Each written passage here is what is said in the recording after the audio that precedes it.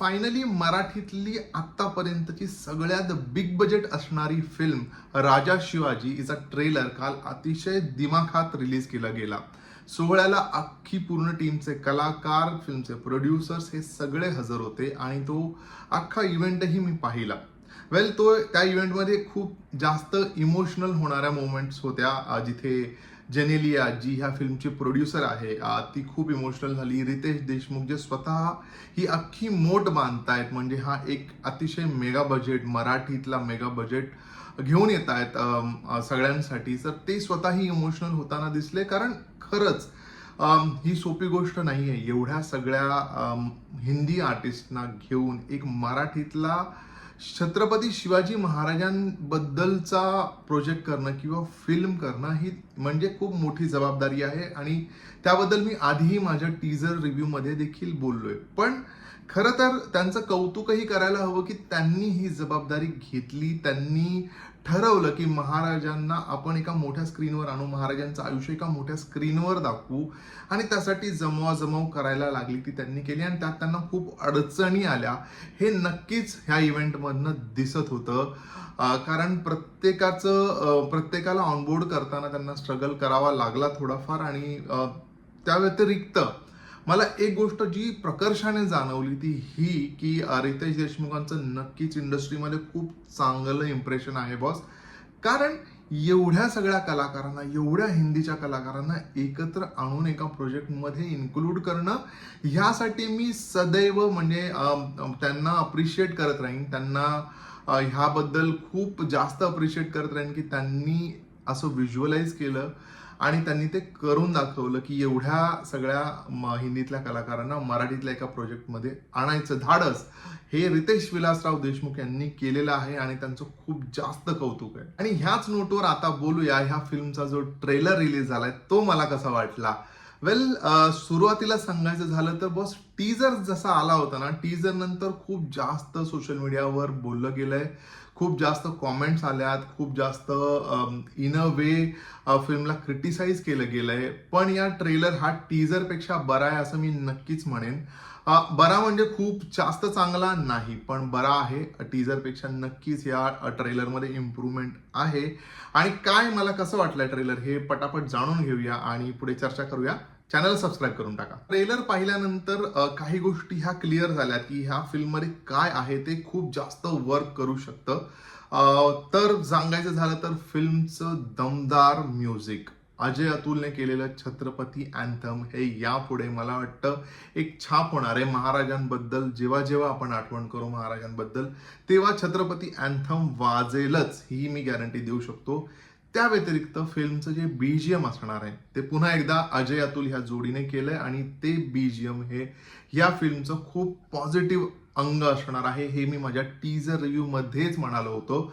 आणि एवढ्या छोट्याशा ट्रेलरमध्ये, 3 मिनिटाच्या ट्रेलरमध्येच हे क्लिअर झालंय की फिल्मचं बीजीएम हे उजवं असणार आहे, फिल्मला खूप चांगलं सपोर्ट करणारं असणार आहे. फिल्ममध्ये जे व्हिज्युअल्स आहेत त्याला अतिशय समर्पक असं बीजीएम असणार आहे. आणि त्या व्यतिरिक्त फिल्मची जी गाणी असणार आहेत ती 1 नंबर ए दर्जाची गाणी असणार आहेत, हे मी तुम्हाला आत्ताच सांगू शकतो. एका नव्या गाण्याची छोटीशी झलकही तुम्हाला याच्यामध्ये ऐकायला मिळेल जर तुम्ही केअरफुली ऐकलं तर. मावळ्याबद्दलचं बहुतेक तरी ते सॉन्ग आहे जेवढं मी ऑब्झर्व केलं. तुम्ही ऐकलत का मला कॉमेंट करून नक्की सांगा. सो म्युझिक हा अतिशय उजवा अंग असणार आहे राजा शिवाजी ह्या चित्रपटामध्ये. मला वाटतं त्या व्यतिरिक्त फिल्मची जी सिनेमॅटोग्राफी आहे आणि फिल्मचा जो स्क्रीन प्ले आहे ना, तोही अतिशय अव्वल दर्जाचा असणार आहे.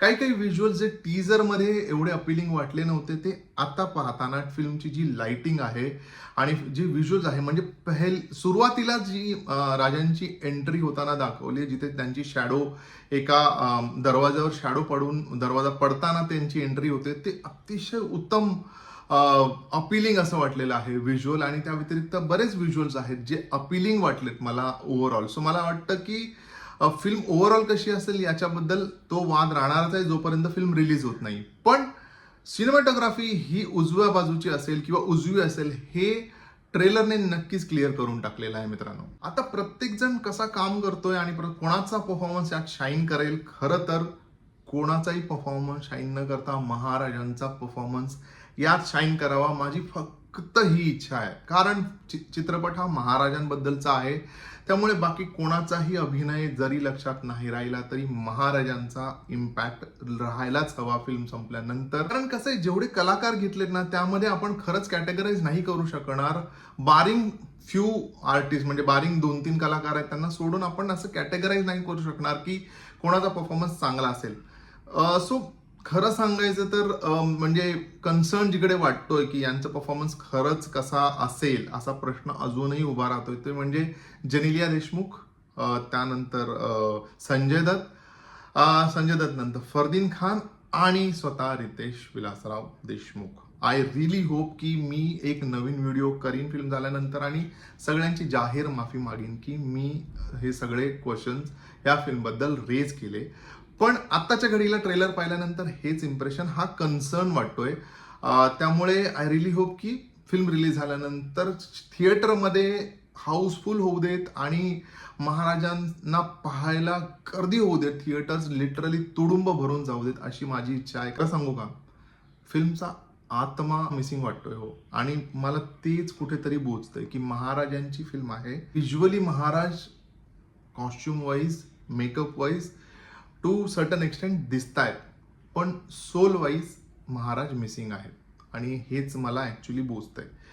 But let see, film release झाल्यानंतर पुन्हा डिटेलमध्ये आपण बोलू. बट त्या व्यतिरिक्त फिल्मचे VFX हे एव्हरेज असू शकतात, कारण त्यांनी खूप स्मार्टली जे टीजरमध्ये क्रिटिसाइज केलं गेलं म्हणून या ट्रेलरमधनं VFX कमी केले, पण 1-2 आहेत त्यातनं कळतंय की VFX हे एव्हरेज असू शकतील. आणि फिल्ममधले जे आउटडोर सिक्वेन्सेस आहेत ना तिथे थोडंसं हिरमोड होण्याची शक्यता आहे. बट लेट सी, जेव्हा फिल्म रिलीज होईल तेव्हाच आपल्याला जास्त क्लॅरिटी येईल. तो राजा शिवाजी या चित्रपटाबद्दल आणखीन एक कन्सर्निंग गोष्ट अशी, जी मी टीजर रिव्ह्यू मध्ये देखील म्हटलं होतं की त्यांनी सलमान खानची एंट्री ही अजूनपर्यंत गुपित ठेवलेलं आहे आणि आता हळूहळू त्याची अनाउन्समेंट सुरू केली आहे काल ट्रेलर रिलीज केल्यानंतर की जीवा महाल ही भूमिका सलमान खान साकारणार आहेत.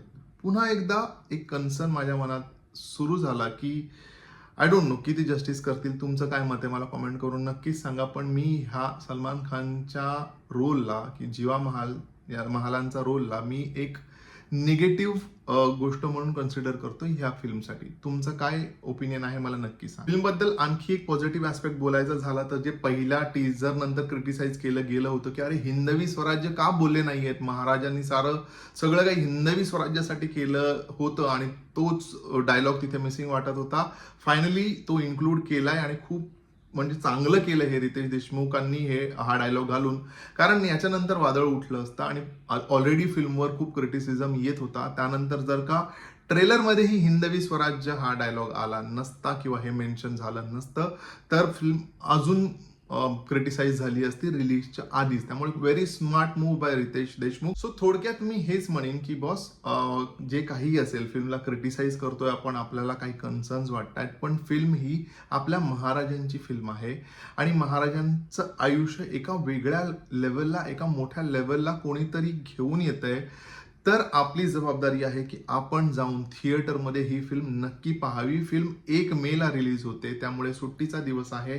नक्की जाऊन आपली जबाबदारी म्हणून आपण ही फिल्म पाहायला हवी, हे मी जाहीरपणे नमूद करीन की एक जबाबदारी म्हणून आपण ही फिल्म पाहायला हवी. आणि रितेश देशमुखांचं पुन्हा एकदा कौतुक की त्यांनी ह्या लेवलचं विजन ठेवलं आणि फायनली ते विजन आता लोकांसमोर येणार आहे.